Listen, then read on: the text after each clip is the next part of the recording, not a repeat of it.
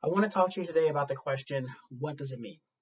I hear this question a lot, especially if folks are looking to say something specifically in Latin from English. They want to say, how do we say this in Latin?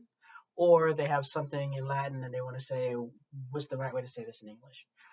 And I think right at the beginning, it's very important to distinguish two different types of questions. One thing the person might be asking is they might be saying, what's the normal way in Latin to say what I'm about to say to you in English?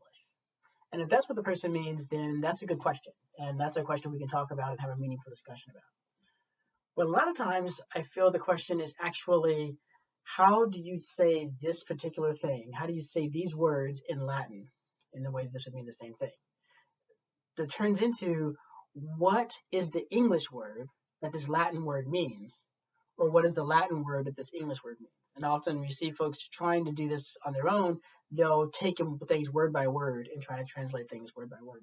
And here I think we have a really big problem. And the problem is not just that if you try to translate English word for word into Latin, you're going to wind up with some case issues and some word order issues and those types of things. All those things are true, but there's a deeper problem that underlies this practice and this way of questioning, and that is the failure to understand that words in one language don't mean words in another language. No word in Latin means any word in English. This is obviously true on a very trivial level because English didn't exist when Latin came into existence. And so it would require a certain type of future prognostication to make a Latin word at the time it first came to be used mean something in English, a language which didn't exist yet. That's a little bit silly. More importantly, there's a general principle here, which is that no word in any language means any word in any other language. That's just not how languages work. Rather, words in languages mean concepts, right?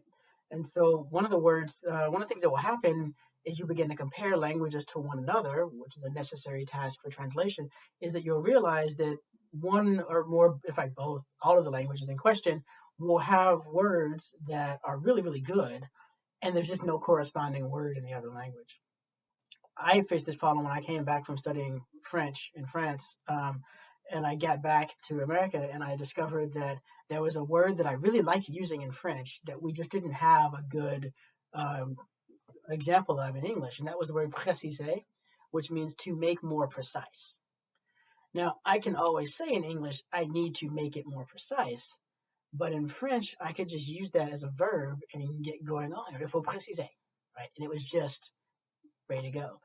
The English word specify doesn't mean exactly the same thing because the concept of making something more specific and making something more precise are not necessarily the same thing. Something can be made more specific without becoming more precise. Okay, so there's obviously those types of words, those limit words, but there's also other words that just seem to obviously work out, right? Like surely the word cat in English and the word gato in Spanish mean the same thing, right? And so those words mean each other. No, rather, English and Spanish, as far as we can tell, have the same concept that each of those words references. That is a feline animal of a certain sort, domestic feline animal. It doesn't mean that gato means cat. Gato means the animal out there, and cat means the animal out there. And so we both are going to reach for those words when we see that animal. And it's a good word to translate the other word, but the words don't mean each other. And this is why when you go to a dictionary, you're going to find typically not just one word to describe the meaning of it, but a whole list of possible things. What the dictionary is not doing is saying you can use any of these words to translate the word in Latin in any circumstance and it will be fine because it means all of these words. Rather, they're trying to do something a lot more subtle. They're trying to show you the range of meaning of the Latin word. We call that the semantic range. And so they want to say if you want to know what agere means, you've got to look at the English word do and the English word conduct and the English word drive and a whole bunch of other English words. And each one of those words has a range of meaning of its own. And some part of the meaning of each of those words overlaps with some part of the meaning of the Latin word ago. Now, the dictionary can't tell you exactly which one, and the best dictionaries will give you examples from Latin literature so you can see how the word is used in context to help you begin to develop your own sense of what that word means. But an actual point of fact, in the passage you're translating, it might be the case that the best translation for that verb is not one that's given in the dictionary. because the dictionary is not telling you exhaustively all the things that word means. They're trying to give you a sense of the range of meaning of that word. So instead of thinking, okay, I've got this English sentence, how do I say this English sentence in Latin? That's to say, what words in Latin correspond to these English words so I can make the sentence?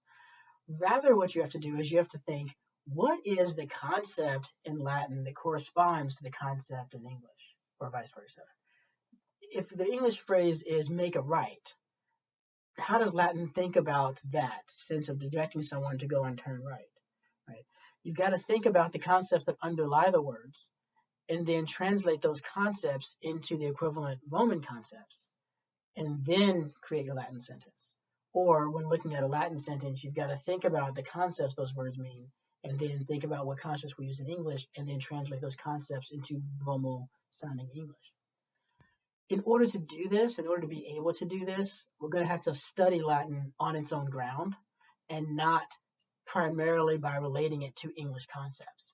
And I think this does require spending time in actual Latin sentences composed by writers for whom it was a fluent language and getting a feel for how the language deploys these various vocabulary words in a variety of settings. That's a more accurate and more reliable way to come to the answer of the question, what does it mean?